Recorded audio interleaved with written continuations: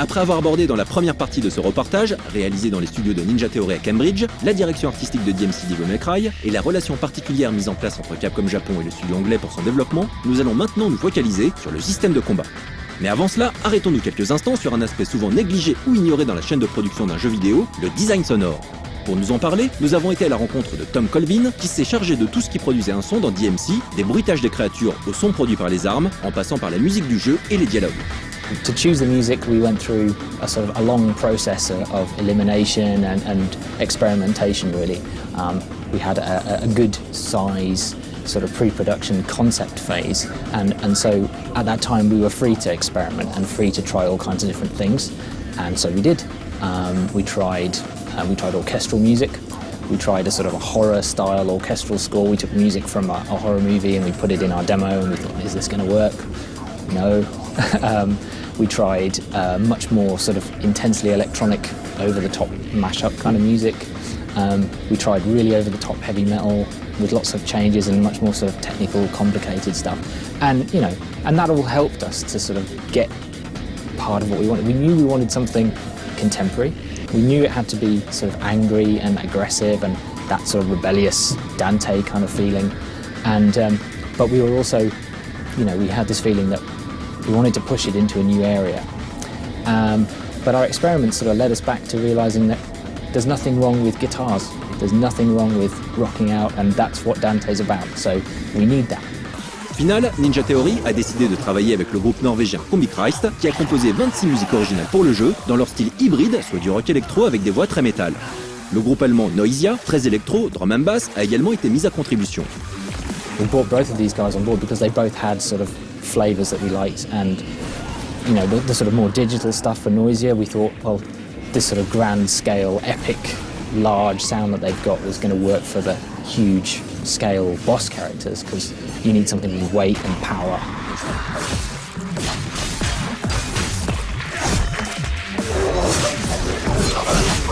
So that's right, and then the more sort of high energy, melee, fast fighting stuff that goes on all the time during the game, well, that needs to be much more, it needs more of a rocky kind of vibe. So that's how we came to use those two different artists. Un travail similaire a également été réalisé sur le sound design afin de distinguer les limbes du monde réel. Mais le plus difficile fut de créer un sound design adapté au système de combat de manière à fournir aux joueurs les feedbacks sonores nécessaires à son timing. In order to get the rhythm and the sort of pacing of combat right, we put a lot of time and effort into making that stuff, because, as you say, like DmC is a combat game and it's an instinctive combat game. It needs to feel fluid, and you need to feel that you can learn the behavior of the different creatures in an instinctive way. You want to feel like you're not sort of thinking, oh, did I press this or did I press that? It's all sort of just part of an experience, but you can learn it, you can gain skill. In order to do that from a sound point of view, you have to make sure that the creatures are consistent in their behavior. Whenever they do attack X, you will hear sound X, which when that's proposed to me as a sound designer, I go, don't like that. I don't want to do that. Because from a sound point of view, you always want things to sound different. If you repeat something, well, that's anathema to me. Everything should not sound the same over and over. So there's a very clear sort of conflict of interest between what you need for gameplay and what you need to sound good. Du coup, plutôt que de créer des bruitages à partir d'enregistrements de divers animaux qu'ils auraient amalgamés et mixés, les développeurs ont fait appel à des acteurs. Ces derniers ont enregistré un son correspondant à une attaque, non pas une fois, mais plusieurs, en le modifiant très légèrement. De cette façon, le joueur sait qu'il va subir un type d'attaque donné sans avoir l'impression d'entendre sans cesse le même son. We had quite a fun recording session. Lots of actors looking at this creature or that creature on the screen and going, okay, you're this guy now. We have to devise a language for you so you can tell the player what you're about to do, but you're not allowed to use words, obviously. You have to come up with some kind of vocal interpretation of the fact that you're about to smash them with your right fist.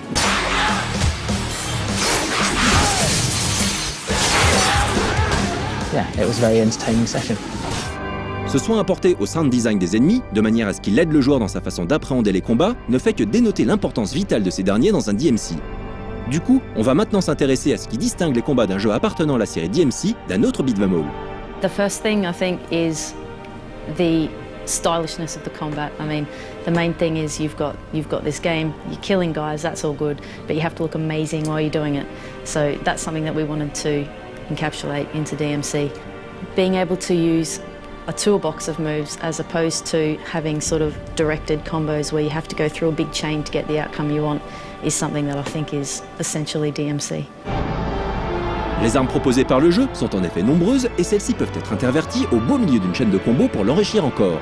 Pour aborder les combats de ce reboot, Ninja Theory a potassé les bases de la saga du point de vue des joueurs.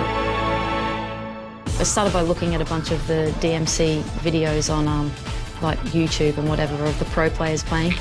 And we saw that a lot of those players are in the air all the time, juggling enemies, looking amazing. And most of us look at those videos and just go, oh, I've got no idea how they're managing to do that, but it looks amazing and I wish I could. So we've tried to make those mechanics a little bit more accessible. You know, we've put the launch on a single face button. We've introduced, I think, a fairly decent auto-targeting system so that the player doesn't need to use a lock-on to hit the things that they want to hit. So I think we've lowered the barrier of entry for new players coming in to enjoy the game and, as soon as I mentioned, to look cool enjoying the game. 今までのシリーズの続編じゃない、もの、新しくいろんなアイデアとか考え方とかを入れて新しく作り直すっていうこの今回の新しいものを生み出すっていうこと自体がすごく変えたことというか、ずっと僕らだけで作ってるとマンネリ化してくるところに新しい血を入れたところが、変わったところだと思います。具体的なことは何をやったと。One of the things that we did fairly early on in designing the mechanics was to draw out a list of every single move that you were going to have and what that move did to Dante and what it did to his enemy. So you could be close together with each other, you could be far away from each other, one could be in the air on the ground like this, like this, like this. There's all these different states that Dante can be in compared with his enemy. So one of the things with organising all those moves into being useful separate to each other was making sure that every move that ended with a certain state, there was another move that started with that same state so that you could sort of link them together.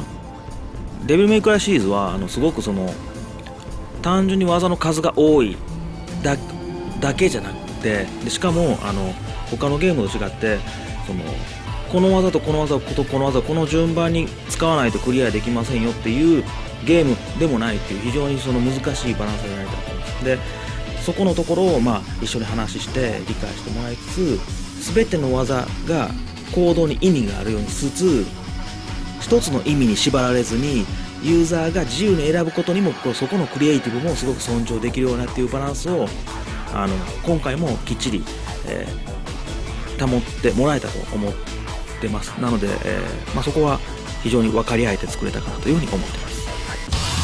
Afin que le joueur ne soit pas dépassé, les équipes de Capcom Japon et de Ninja Theory ont particulièrement travaillé la courbe de progression pour qu'il ait le temps d'apprendre à maîtriser une arme ou une technique avant d'en débloquer de nouvelles.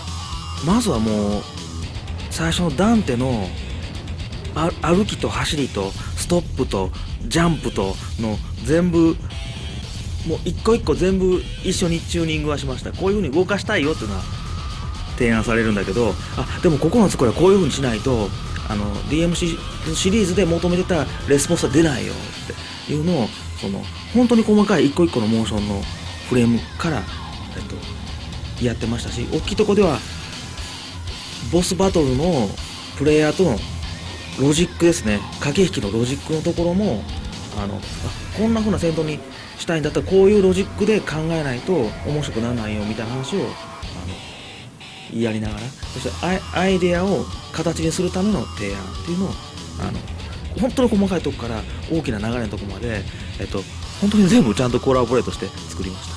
Voilà, maintenant il ne nous reste plus qu'à patienter jusqu'à la sortie du jeu pour pouvoir juger des résultats de ce travail commun entre Capcom Japon et le studio anglais. En attendant, on ne peut que vous encourager à télécharger la démo, accessible sur le PSN et le XBLA.